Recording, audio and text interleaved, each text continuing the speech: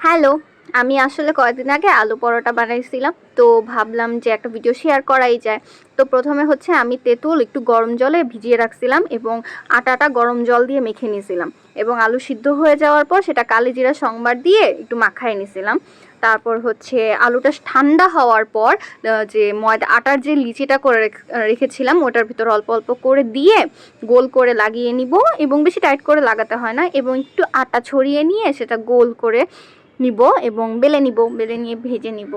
তো ভিডিও আসলে এত বেশি শর্টকাট হয়ে গেছে যে আমি মানে এরকম রুটি ভাজার ভিডিও করতেই ভুলে গেছি। আর এই টকটার রেসিপি দিব ভাবছিলাম, সেটাও ভুলে গেছি। এই টকটা এত মজা ছিল, চাটনিটা হচ্ছে অনেকই ভালো হয়েছিল, বেশি কিছু না, তেঁতুল, লবণ, চিনি, গুঁড়ামরিচ আর শুকনা মরিচ দেওয়া হয়েছিল, কিন্তু অনেক ভালো হয়েছিল এই চাটনিটার জন্যই রুটিটা ভালো লাগছিল।